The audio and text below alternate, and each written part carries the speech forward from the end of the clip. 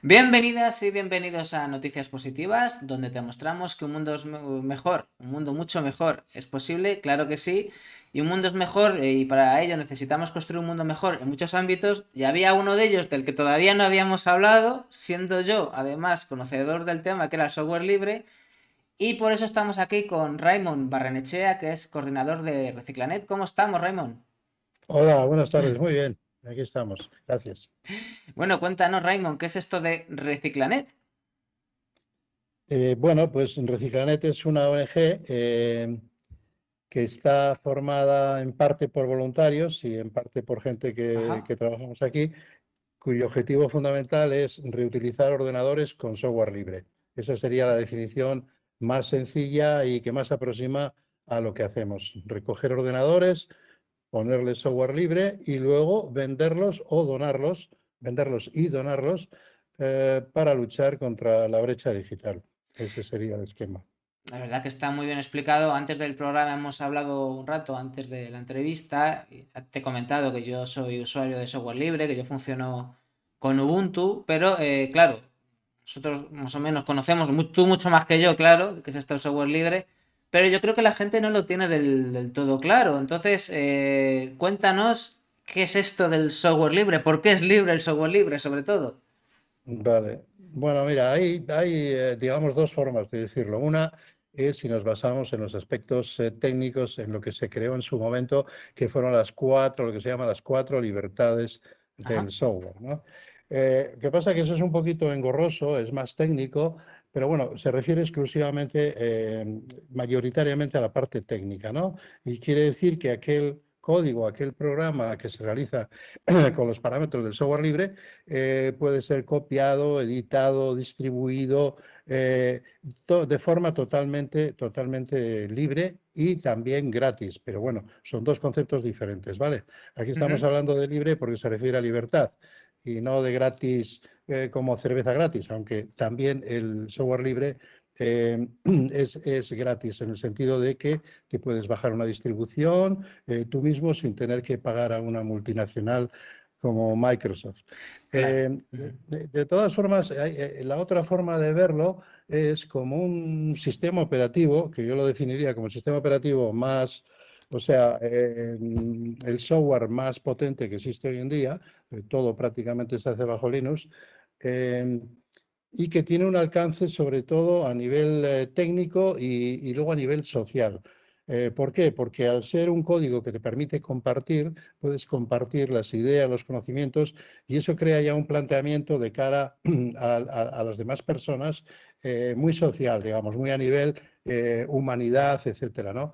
Entonces yo creo que el valor del software libre estriba ahí, ¿no? En esa capacidad de compartir, que ahora se está poniendo cada vez más de moda, Así etcétera, es. y que nosotros siempre lo hemos tenido tanto en el código como en la forma de trabajar. Bueno, ahora hablan de esto de los bienes comunes digitales, del procomún y de recuperación de estos bienes comunes, que es que esto era algo muy antiguo, ya estaba en la Carta del Bosque, de esto de la Carta Magna del Reino Unido, que decía que ciertos bienes de la naturaleza eran bienes comunales, ¿no? Que se podía usar por toda la población.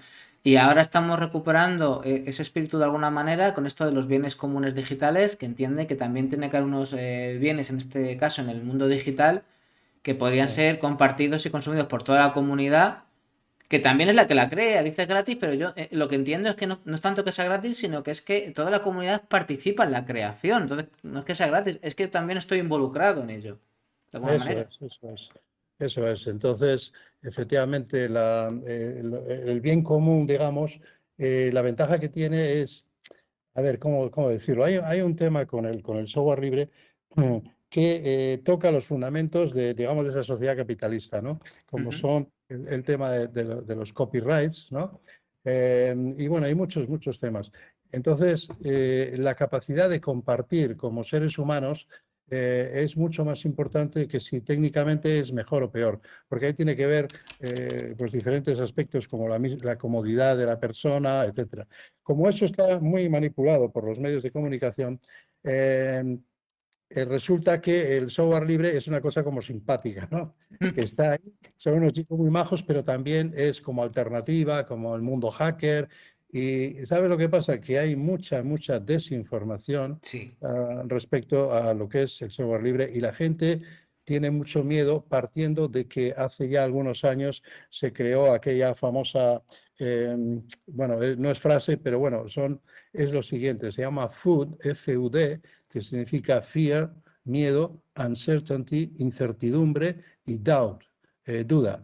Entonces, cuando logras meter eso en la cabeza de la gente, pues claro, cuando le hablas de Linux y dices, sí, me suena y tal, eso que usan los hackers y tal, que es muy difícil, y yo creo que eso ha permeado claro. tremendamente la sociedad y cuesta mucho porque la gente cuando se acerca al Linux ya va con, digamos, no respeto, sino miedo, ¿no? Decir qué me voy a encontrar, que si los comandos, etcétera, ¿no? Cuando hoy en día con Ubuntu, que es lo que yo uso, hay muchas cosas que no necesitas comandos. Al final sí es verdad que acabas aprendiendo a hacer algunas cosas con la terminal, porque hay Ujú. algunas cosas que son más útiles, pero es que los comandos es que están los puedes encontrar en las páginas, que casi un corta y pega. Quiero decir que es verdad, sí que es cierto que requiere un poco más de implicación, un poquito más que el software privativo, pero a cambio tiene otras ventajas y es que esas continuas actualizaciones de los sistemas de Microsoft que acabas harto y que cada vez funciona peor y que te fastidia el sistema y que encima ahora con todo el del tema de Big Data también parece que por ahí también siempre quieren cogerte más datos continuamente, o sea, es que tiene muchísimas desventajas. Trabajas Bueno, más, pero tiene muchas desventajas el software privativo. ya, Daniel, yo no comparto el aspecto ese de que es más difícil, de que tiene más dificultades.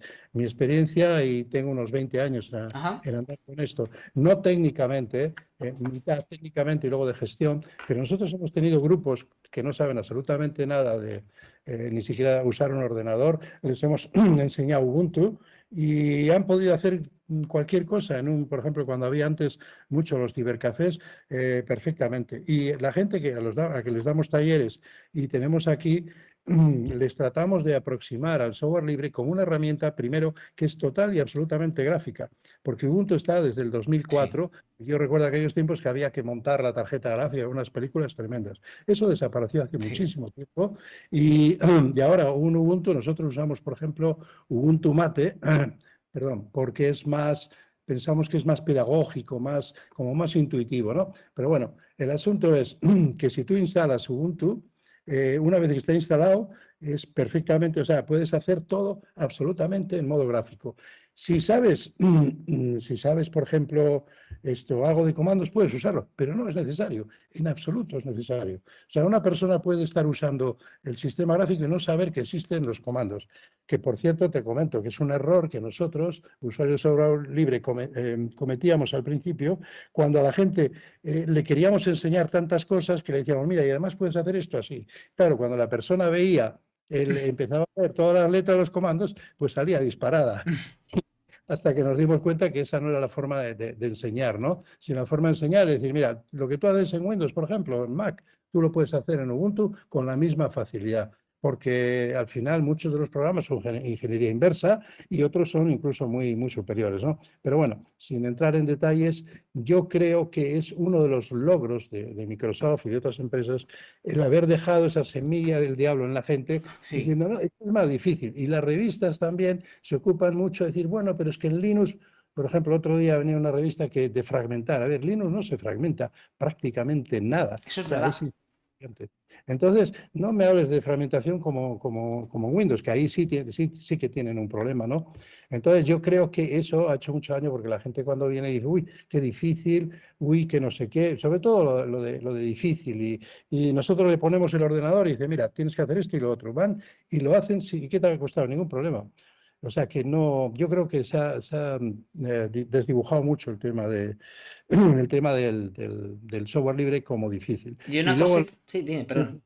no, No, no, dime. te iba a decir que una cosita que es totalmente, para mí, fascinante y que va en el tema ambiental, que aquí en Noticias Positivas, como sabes, nos preocupa mucho, es que tú coges un ordenador y le pones una versión de Ubuntu. Por ejemplo, yo tengo uno pequeñito que, aparte del grande, uno de estos, ¿cómo se llama? Un notebook o, bueno, estos que son muy pequeños, que Sí, iba a pedales, porque Windows al final, con actualizaciones y con leches, al final llega un momento que hace obsoleto el ordenador echando leche y ya no te vale. Pues Ajá, le cogí y le puse a ese ordenador pequeño Lubuntu, que era una versión ligera light Ubuntu, eso es. y no es que fuera para tirar cohetes, pero me vale, mañana tengo que hacer algo fuera de casa y tengo internet y puedo operar con todas las herramientas de ofimática. Es algo operativo, no para todos los días, pero es algo operativo y antes es que era un ordenador para tirarlo a la basura. Quiero decir, Sí, sí. o sea, ahí sí que es verdad que el software libre te permite recuperar, no sé si casi cualquier máquina, pero desde luego alarga mucho más la vida del ordenador y eso significa menos residuos informáticos, menos basura informática que Eso al es. final creo que tiene que ver también con el tema no solamente de la contaminación, sino con el tema del cambio climático y de la necesidad de materiales que necesitamos en una transición ecológica que requiere muchos materiales, el coltan y todo lo demás, Ujú. que no nos sobra, ¿verdad? No sé si vosotros estáis al loro o habláis de este tema mucho, os interesa.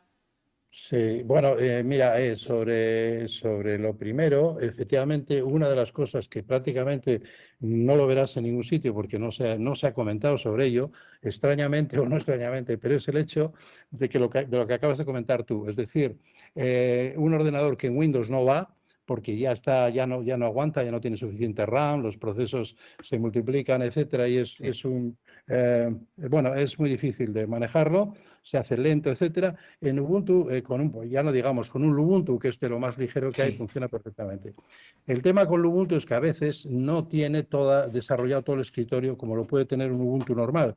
Entonces, para un usuario normal puede ser algo más complejo. Entonces, nosotros evitamos de irnos hacia distribuciones como XFC, etcétera, que sí son más ligeras, que se andan bien, pero les falta lo que es el entorno del escritorio, que es el que le gustaría usar a un usuario normal. Entonces, si a un usuario normal le pones ese escritorio, no tiene absolutamente ningún problema. Pero bueno, lo que te quería decir era que Windows usa muchísimos recursos. Arranca todo, todos los ventiladores, el disco duro se calienta, todo, y va destrozando, va desgastando poco a poco ese hardware, que luego se convierte eso en chatarra electrónica, ¿no? Linux es mucho más inteligente con todos los procesos de memoria, etcétera. O sea que técnicamente hablando, un equipo normal, dura mucho más. A eso añádele el tema de los virus, que sí, sí, sí. eso es otro mito, ¿no? Eso lo sé, claramente. Que el Linux no existe, o digámoslo de otra forma, no te afectan los virus, porque Exacto. no te afectan, y si hay antivirus para Linux, no son realmente para Linux, sino son para cuando tienes un arranque dual, por ejemplo, y a través de Windows tienes un virus que te está comiendo la conexión, y entonces para evitar ese tipo de cosas, pero virus como tal, eso está ya súper demostrado, que no existe. Existe a nivel de concepto, pero que efectivamente tú puedas encontrar ahora mismo en la web a alguien que diga, no, mira, es que yo tengo Linux y tengo virus. No se conoce. O sea, sería la primera noticia. Sí que ha habido cosas, como en todo, porque nada es 100%, pero que no tiene nada que ver Nada con que el ver. tema. No tiene Raymond, nada que ver. una pregunta de concienciados, concienciadas, mejor dicho, que hace poco les entrevistamos también y están siguiendo el programa y les saludo desde aquí. Bueno, que dice, buenas tardes, esto da mucho para aprender hoy. Escuché hablar de Linux hace décadas, pero nunca me atreví a usarlo. Claro, ahora Linux, pero ahora tienes Ubuntu, que todavía es más para que te animes, ¿verdad? Claro, es que sabes que ha hecho mucho daño, aparte de los que se han dedicado a poner palos en la rueda, como son las grandes multinacionales, pero claro, con Linux es muy difícil de combatir en el sentido de que es bueno, bonito y barato. ¿Ok? Eso no puedes competir en el mercado. Entonces, bueno, ahora lo que ha hecho Windows es el abrazo del oso y como ha comprado la Linux Foundation y todo, bueno, la cosa es que ha metido ahí el Linux, pero bueno, para no enredarnos, yo le diría a la gente que se coja un Ubuntu, por ejemplo, este Mate, el mismo que usamos nosotros, y lo ponga a funcionar y se va a dar cuenta que funciona perfectamente bien. Te quería decir que se ha hecho mucho daño en las revistas, sobre todo con distribuciones. Va, pues es que hay una distribución y el sistema, digamos, ecológico de Linux que lo tiene, pero claro, eso que tú comentabas antes, si tú usas Lubuntu, o usas otra distribución, incluso gente ha dicho, no, te pones un Red Hat, que eso también es Linux. Es decir, hay tanto y la gente se pierde.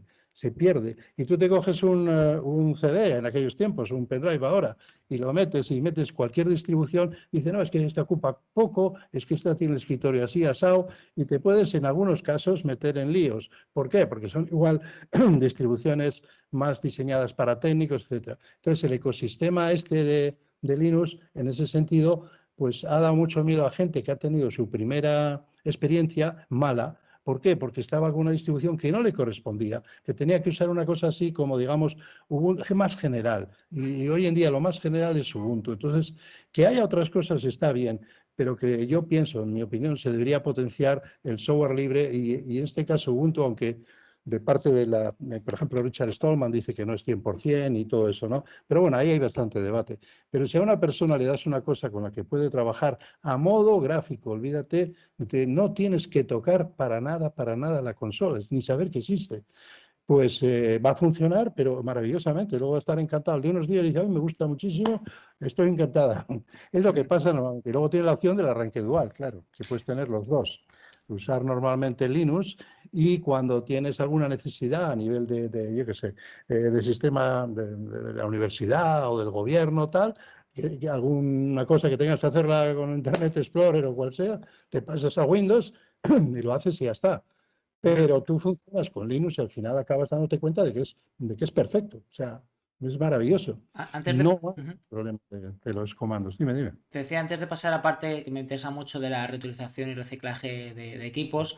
Como hemos empezado hablando de esto, creo que es interesante que, bueno, que directamente habléis de, bueno, de que dais este tipo de talleres y de formación a la gente, precisamente para aprender a usar estas herramientas de software libre y para que, entiendo yo, pues adquieran o accedan, mejor dicho, que aquí no hay que adquirir nada porque, como dices tú, es gratis para que accedan a las más adecuadas y las sepan manejar, que dais un montón bueno, pues de formación y tal. La pregunta es, estos talleres, claro, porque vosotros estáis en, creo que era Erandio, ¿verdad? En la zona del Gran Bilbao, pero ¿dais talleres online? O sea, si me puedo, por ejemplo, yo desde Madrid o concienciados desde, creo que están en Andalucía, ¿se pueden, por ejemplo, inscribir? Ujú. No, David, ahora no tenemos ningunos cursos online. Hemos querido hacer y un poco estamos en el tema que un poco no nos da la vida. Precisamente ahora queremos hacer un cambio hacia darnos a conocer, manejar más las redes sociales y sacar un poco el proyecto mucho más afuera, porque tenemos contenido. Somos un grupo de gente, hay bastante gente, somos un grupo multicultural, hay mujeres también en el tema de microinformática. En fin, es un proyecto en ese sentido bastante interesante, pero el día a día nos hace que estemos aquí casi como en un choco, como se dice aquí, con un pequeño agujero aquí con el destornillador y no sé qué. Y en realidad el proyecto no va de eso. El proyecto va eso, de hacer, pues salimos a los colegios, damos charlas, pero no es suficiente. Lo que tú dices, por ejemplo, de trabajar online, este tipo de entrevista, tenemos que ir hacia este tipo de historia, ¿no? Para dar a conocer, sobre todo para difundir el hecho de que no es difícil. O sea, eso es absolutamente falso.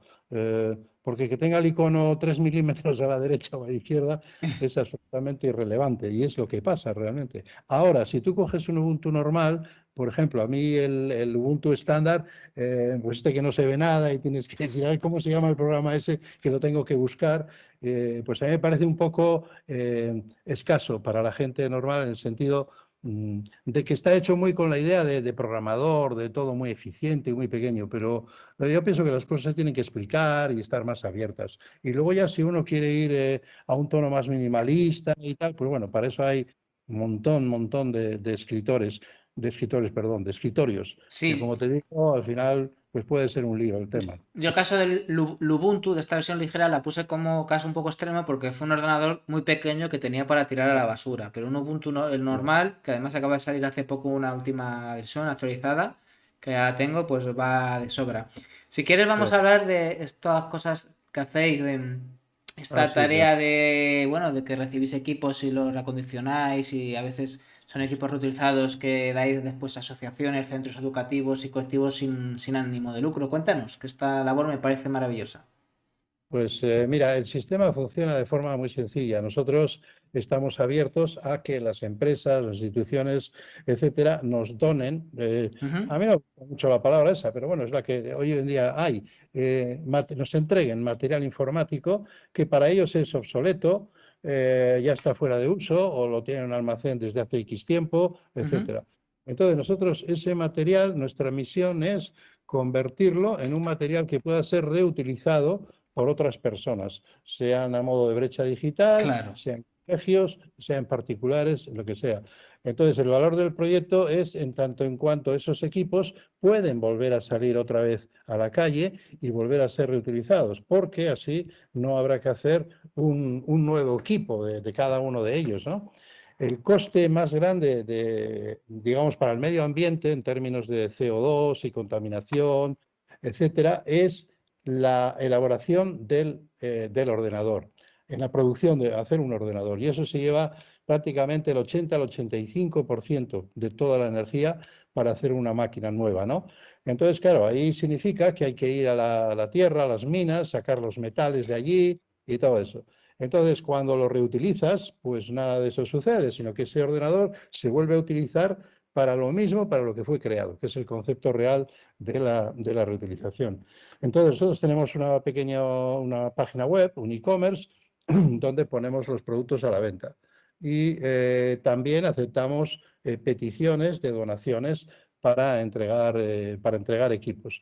Y básicamente el proyecto funciona así. Esos equipos que vienen los fotografiamos nosotros mismos, les instalamos Ubuntu, en este caso Ubuntu Mate, porque ya te digo, nos parece que es una distribución muy sencilla. De hecho, está basada en Genome 2, en la 10.04 de hace ya más de 10 años.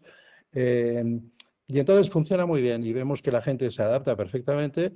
eh, y luego esos equipos, pues ya te digo, los vendemos a un precio social que es barato y luego también hacemos donaciones. O sea, es un poco el circuito. Y mientras hacemos eso, pues tratamos de difundir el software libre. La gente que venga aquí, los chavales que vienen, por ejemplo, de los centros de formación, de prácticas, adquieran conocimiento más sólido de Linux. Eso sí, ya van en modo ya más técnico, con lo cual sí, ellos sí usan comandos, etcétera. Y pues les sirva para una de las cosas que más sirve el software libre, que es para empoderar a la gente. Claro.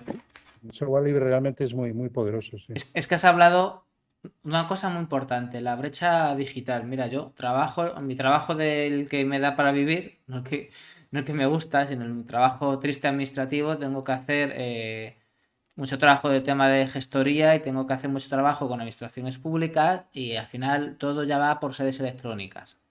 Hoy Ajá. en día si no tienes un ordenador o un móvil, hacer cualquier tipo de trámite con la administración en muchos lugares es casi imposible. Y además es hasta un nivel bastante importante porque también te tienes que tener ya o DNI electrónico o por lo menos el clave este o vamos, que tienes que digitalmente tienes que tener ya una identidad digital y eso y un equipo digital, ¿no? Pero es que claro, asociaciones pequeñas, colectivos pequeños, gente que está en riesgo de exclusión social, que es que, a ver, que es que ese problema existe. La pobreza en el siglo XXI también implica una pobreza digital, evidentemente, y esto pues quizá no se habla lo suficiente de ello. Y desde luego el software libre es que es la vía más potente para luchar contra ella, y más si luego hay gente como vosotros que hacéis esta labor maravillosa de recoger equipos que a lo mejor gente ya no usa para darle Ujú. a este tipo de, dárselos a este tipo de colectivos.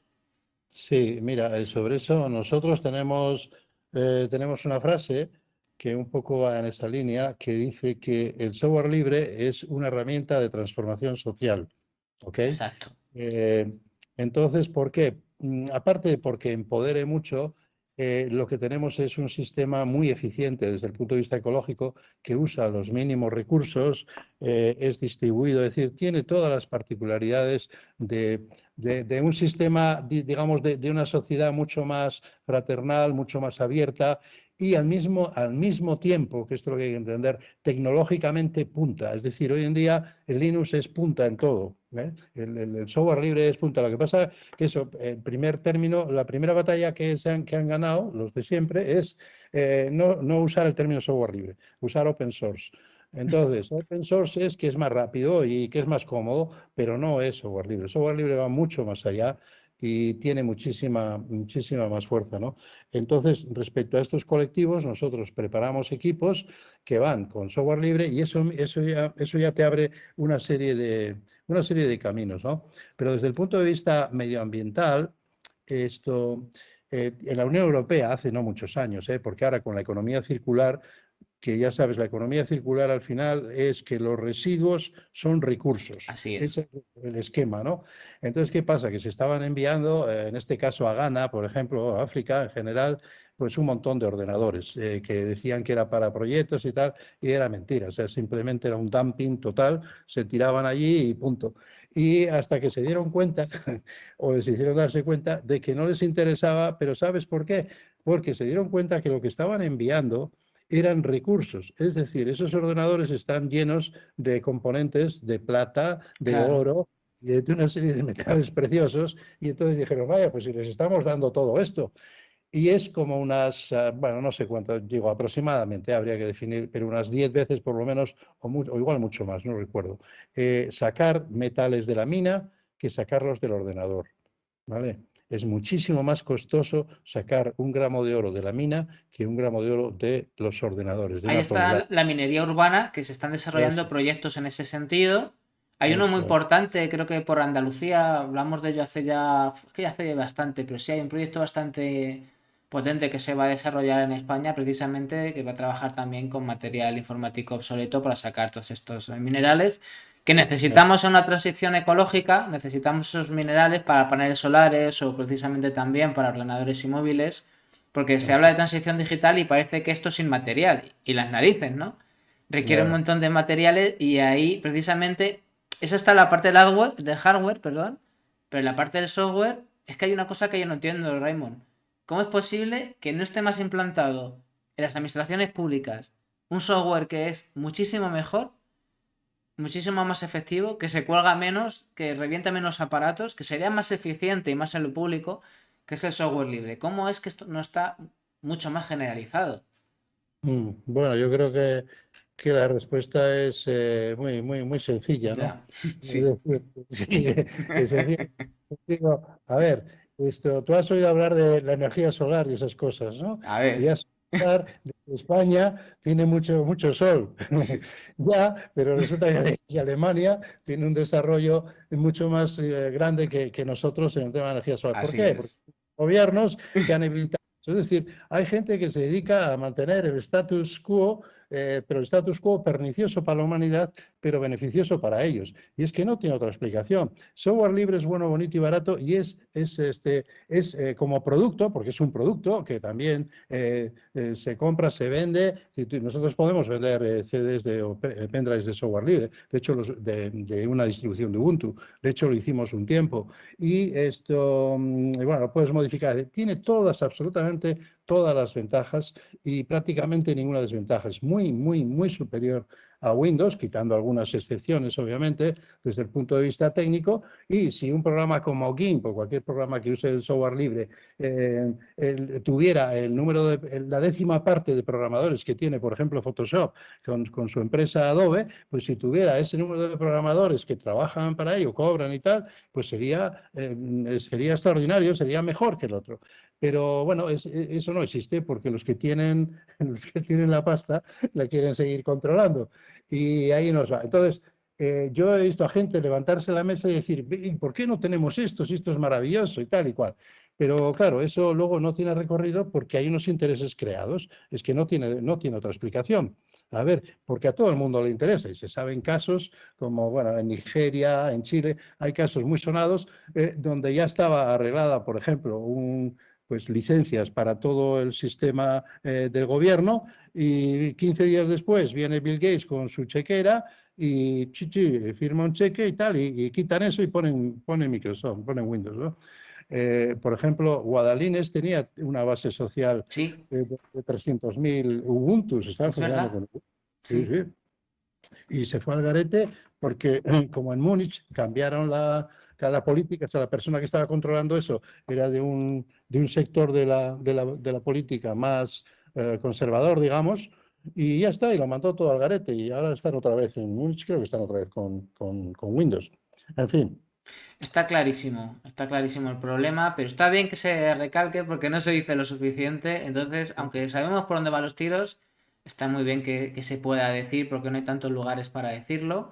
Ya estamos acabando la entrevista, pero hemos hablado de vuestros cursos y talleres, de cómo qué hacéis con los equipos para, bueno, para reciclarlos y reutilizarlos. También me interesa esto del servicio de borrado seguro, porque cuando se habla de borrado seguro, claro, lo primero que piensa uno es, entonces existe un borrado no tan seguro, ¿no? Entiendo, ¿no? Ajá. Eso es. Sí, bueno, normalmente la gente entiende por borrado seguro lo que es un borrado normal, es decir, es como echar mover los archivos a la papelera o un poco más que eso, borrar lo que Mm. se llama la tabla de particiones, que es como el índice de todo lo que hay en el disco duro. Pero eso borra la tabla de particiones, pero todos los datos siguen estando ahí. Entonces, el borrado seguro lo que hace es una sobreescritura de ceros, unos o números aleatorios o aleatoriamente durante una o varias pasadas, no hace falta tampoco que sean tantos, eso es otro mito, al escribir ceros y unos y mezclarlos con los ceros y unos que están ya en el ordenador, sobreescribir eso hace que la recuperación de datos sea imposible. Es decir, el imposible 100% no hay nunca, pero es prácticamente a día de hoy imposible. Otra cosa es que estos ordenadores cuánticos, que pueden salir más pronto que tarde igual, tengan una capacidad de descifrar y de abrir ese tipo de archivos y sacar esos datos. Por eso hay un tipo de preocupación que va en esa línea, pero a día de hoy un borrado seguro es eso, seguro. Hay protocolos que usan los gobiernos, pero son protocolos bastante sencillos que lo único que ponen más énfasis al final es por tener capacidad, es en el número de pasadas que hacen y también en la comprobación de que efectivamente esos datos están borrados.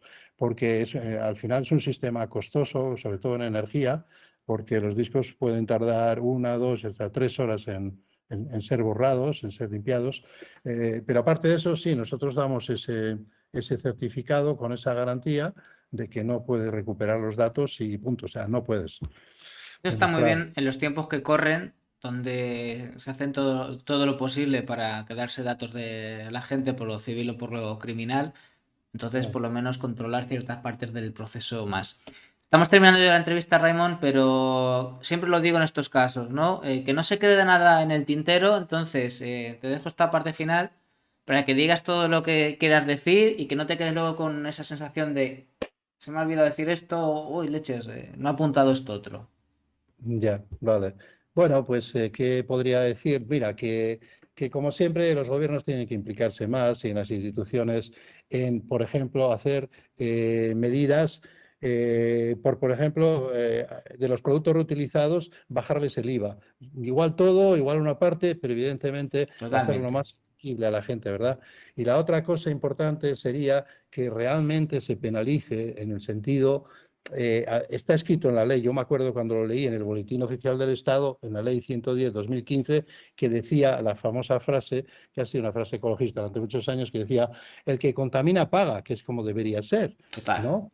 Y verla allí era como, bueno, pues el caso es que se debe favorecer aquellos procesos de reutilización sobre los de reciclaje. Es muy importante porque se está insistiendo mucho en reciclar, reciclar, pero reciclar es ya prácticamente un desecho, es reutilizar. Reutilizar ese ordenador para lo que fuera o cualquier otra cosa, ¿no? Y eso se debe potenciar y se debe penalizar, digamos, fiscalmente, pues aquellas actividades que lleven a lo que es el desecho, porque así la gente sienta que, no, si yo estoy reciclando, ya, Ya, pero pero no. eso va, digamos, a la basura, entre comillas, más o menos, ¿no?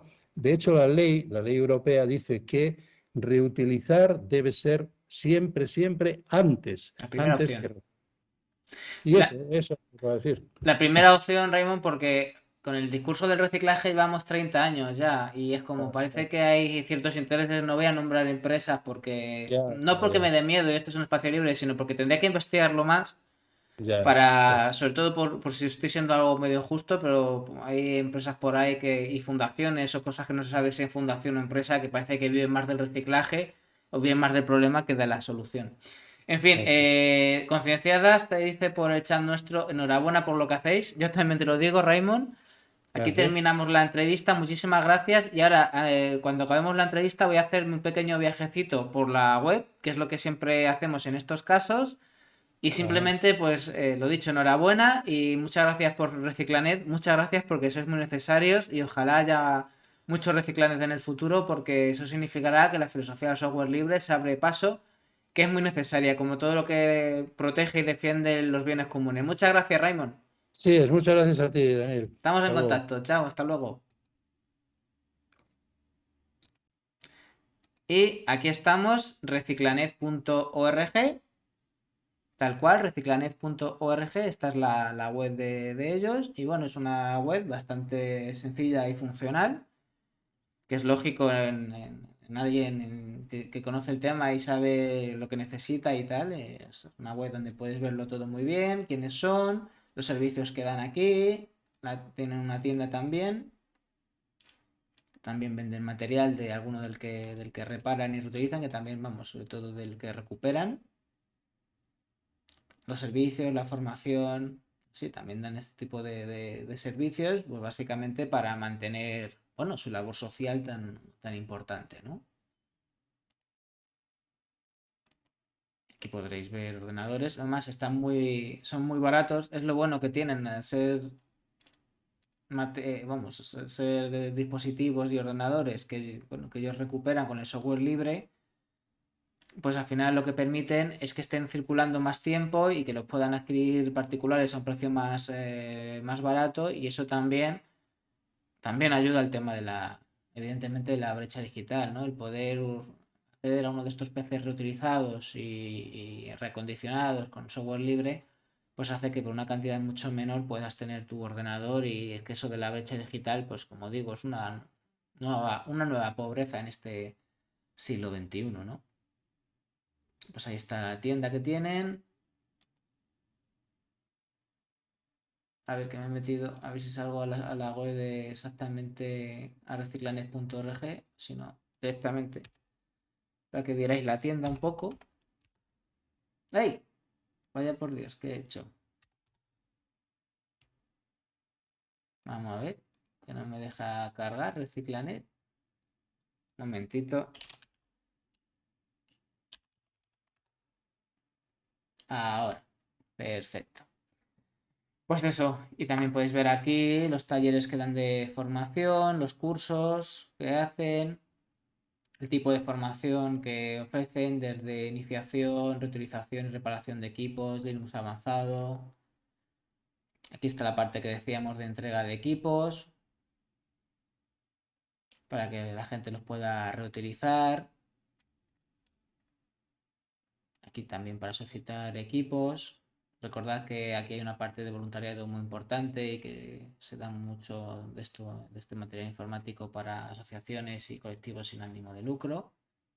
Bueno, que hacen un montón de cosas muy necesarias y desde luego es una iniciativa muy importante que de verdad sirve para la transformación de la sociedad y desde luego para ser más libres y más autónomos en este siglo XXI necesitamos este tipo de herramientas, pero vamos, sin lugar a duda. Reciclanet.org, como os decía,